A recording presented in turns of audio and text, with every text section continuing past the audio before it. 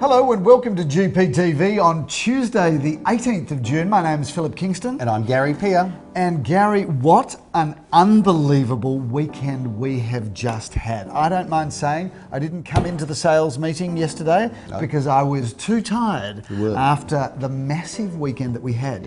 22 auctions, Gary. You don't have the stamina you used to, but he is a man now with a 5 in front of his age, so you can understand that. And once again, happy birthday for last week, Philip. Thanks, Gary. And my son, Daniel Mark Peer, yesterday, he had turned 16. So. I thought it was today, otherwise I would have rang him. I thought it was his birthday today. No, did either of us ring? Yeah, I think I rang, yeah. Did Irene or I ring? Yes, you've got it covered, Philip, don't worry. That's what wonderful wives are for. And, you know, we tried to plan to have his birthday the same day as you, Phil. We were 4 days late, in Peer fashion, just a little bit late. But happy birthday to Daniel Mark for yesterday. Yeah, happy birthday. Sorry I didn't ring. Let's talk a little bit. I was thinking of you, though. He actually did ring, but don't worry about that. You're just a little bit vague because you're in your 50s now, Phil, and you've had a big weekend. Let's talk about the weekend that was, because it was enormous. Did they get any better or bigger? Well, Gary, you know what? Given the fact that the industry clearance rate this weekend was 71%, and you know everybody's talking about a wonderful clearance rate of 71%. Bragging, boasting. Well, the boys and girls from GPA come screaming home with an 89% clearance rate. 86.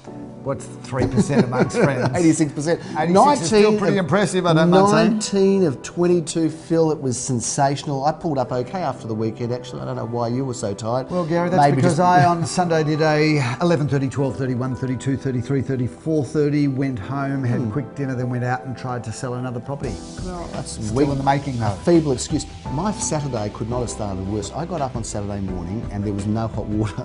That's how my day started. No hot water. Then I jumped in the car, after having a lovely cold shower. My glasses broke.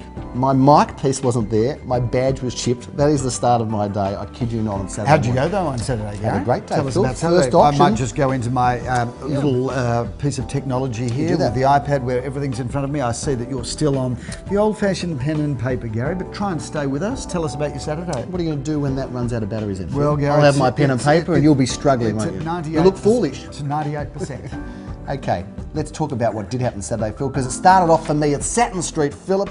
Off the planet there in Satin Street, we had a great auction. Reserve of $750,000 and we sold it for $811,000. A funny thing happened to that auction. It was written up by the Sunday Age. A funny thing happened is that the buyer walked off, stormed off, disappointed, not with me, just frustrated, got in the car, drove around the block, came back, made a bid from the car. Really? Did you not? Yeah. And then drove off again when someone outbid them. I got to tell you, I know how that person feels, frustrated with you. Seen it all, Phil. We can't review them all, but tell us about Shuba Road. Shuba Road was great, Gary. I mean, look, let's bring that up on screen very quickly because these 2-bedroom, single-story villas, they come in the horseshoe blocks. We would probably sell 3 or 4 of these a month. Yeah, we would.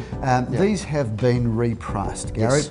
It was not so long ago these were kind of 450, 475 to 525. That was the range. Yep. Then they were in the 5 to 550 bracket. Yep. I reckon the last 12 months these are all now being repriced because we've now sold 3 in the last week and a half, all in excess of $600,000. So I reckon these have clicked up another notch to 575 to 625, which is fascinating. And we've been pushing them for years, haven't we? have. We reckon they are humdingers, those properties. I don't know if that's a technical legitimate real estate term. Wouldn't put that on the ad, but they are beauties. We went to Poplar Street, Phil. I saw you in action, did a damn fine job. Talk us through that auction. That was fun, Gary. That's a really nice property. This is the 3rd time I think we've sold it. Yes. So it's been a little honey pot for us, I don't mind saying. Absolutely. And that reserve was $1,020,000. And we sold it for $120,000, Phil. $120,000, so $100,000 over the reserve. Yeah. Gorgeous property, great street, walking distance to Glen Huntley Road. Really gorgeous home. Phil, as it was Queen's birthday weekend, it was very fitting that we had the week after a auction in Queen's Avenue. You did that one? What a great house that was, Gary. The same family had been living there for in excess of 30 years. We had it was raining outside, so we held it in the lounge room. We had a 2-way battle between 2 people.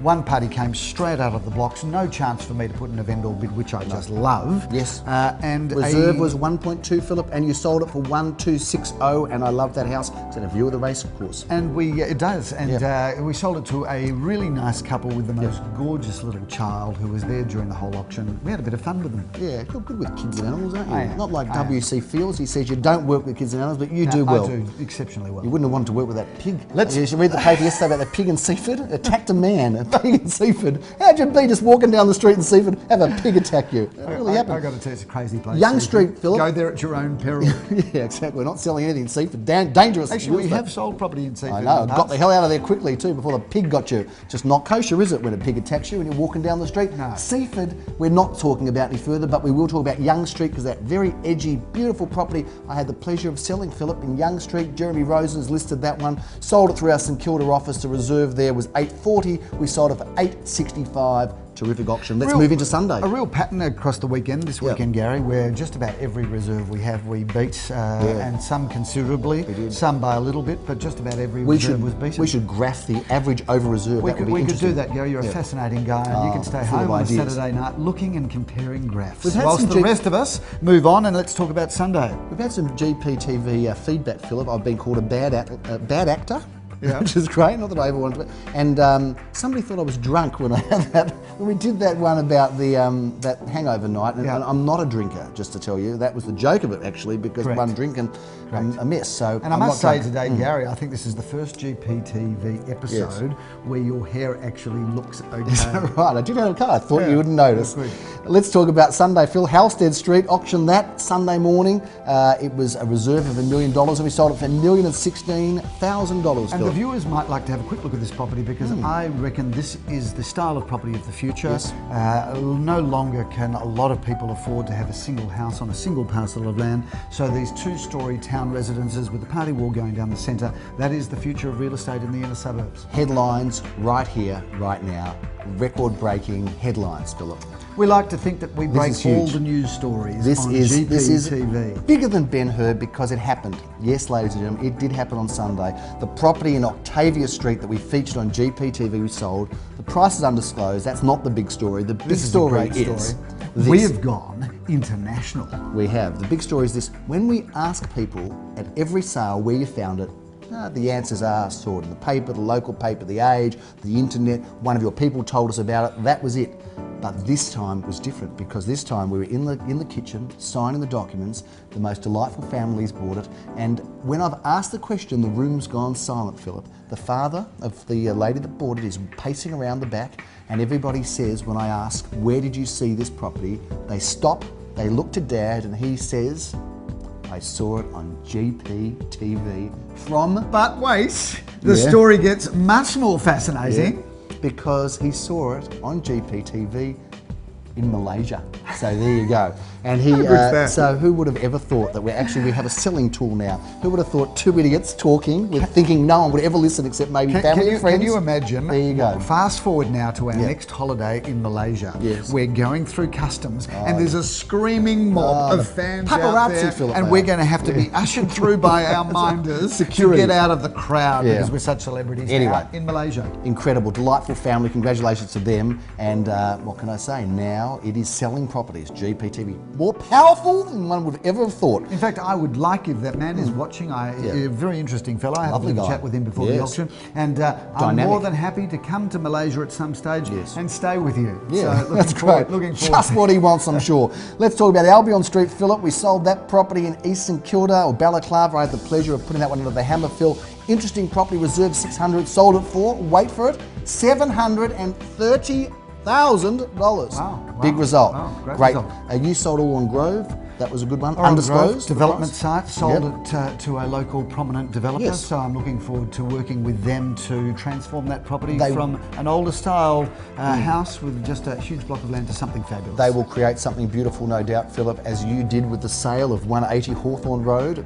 Grace us with the story. Well, it's a really lovely story there, Gary, because it is undisclosed, so don't I'm not blurt the going figure to say out. the price, but this is the third time I think in 12 years that we've sold this property. Great house. And each person moves in and loves living there and moves on for their own reasons. The current owner has been transferred or made the move overseas to Silicon Valley, I believe, Gary. There you go. But another young, gorgeous couple with a couple of children have taken the baton and have moved into this. Is Silicon Valley the place where they do all that like plastic surgery? No, Gary. No. This is why we have a great partnership, because basically in a good partnership that's what Silicon need somebody that's worldly wise, and you need somebody that is just a complete moron. He did say, by the way, Silicon Valley. that gentleman, that delightful gentleman from Malaysia said it's called GPTV, but Philip Kingston does all the talking. He couldn't understand that, neither can I. Thank goodness for that. Let's move on. Stupidity that comes out of your mouth. 9 Clarinda Street. We sold that one with a reserve of 2.3. I want to talk about this and we property. sold it for 2.5. Phil, go talk. Blurb. I want to talk about this property because this is a really good example of what we do know about real estate, Gary. Yes. We always knew that this was a popular style of house. Yes. We had a busy day on that Sunday. We did. And the vendor of Clarinda Street wanted it on that Sunday. Yes. A prominent real estate agent. The only time that was available was for me to do it at 4:30 in the afternoon, keeping in mind that it's winter, therefore it's dark early. And I could have done We the auction often earlier. get vendors saying to us, what's the best time to have an auction? And we run them from 10:30 in the morning till 4:30 in the afternoon. Even 9:30, we've done 9:30 a.m. And we know that there is actually no good or bad time. The buyers will always be there. We could hold it at 2:30 in the morning, Gary. The buyers would be there. I don't think we should, though. But the neighbours probably wouldn't be. So 4:30 in the afternoon is considered the wrong time on a Sunday afternoon in winter. I arrived there, and I kid you not, I reckon there was 250 people at this auction. We knew it was going to be big, so we actually had the coffee cart in there. We've got a guy that we're now doing coffee with that comes to our auctions. So we had the coffee there, had a real paying for that? Yep, we had a real carnival atmosphere, and 250 people at 4:30 in the afternoon. Reserve of $2.3 million, sold it for $2.5 million. What a great piece of theatre. We might have some photos to put up there. I don't know whether we do. If we do, we're going to show them. If we don't, please give me a call. Drop over at any time, and I'll show you my little photo album of that property. I'm sure it's going to be a queue at the front door. You think people got nothing better to do than look at your photo album of Clarinda Street? Let's talk about where we are right here. What a pleasure it is to be in East Brighton, Phillip, in Trinity Court. This is a fantastic and most fascinating street because people just don't move from this street. It's one of the most tightly held streets probably in Melbourne. Subdivided in the 1950s, Gary. Tightly held little court. And this is a court where people just seem to be incredibly friendly to the point that for years and years, if not decades, this street closes on Australia Day, which is the 26th of January every year. It's the hottest ticket in town, Phil. The hottest ticket in town. And all of the neighbours get together. In fact, not only do the neighbours get together, but the people that have lived in the street previously come to the street party, including the original owners and builders of this house, which is the Klettner family, and they are still coming back to the street parties. This was designed by a famous Australian architect by the name of Kevin Borland, who worked alongside for a number of years Harry Seidler, one of Australia's most, in fact, the world's most celebrated architects. So, did you just know all that? Did you? An incredible mind of information.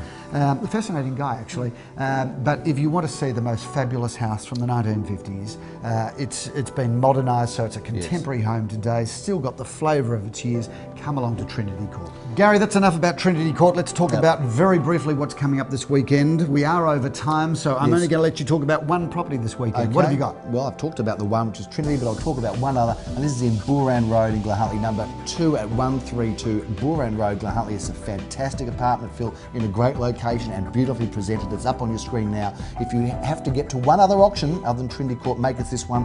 Quiet weekend ahead, only 6 or 7 auctions compared to last week. Get a bit of a breather, but it's back into it next week, Phil, on GPTV. I'm Gary Peer. It's a pleasure to bring you all the great real estate news. See you next week. I'm Philip Kingston. We've gone international. See you next week. Bye now.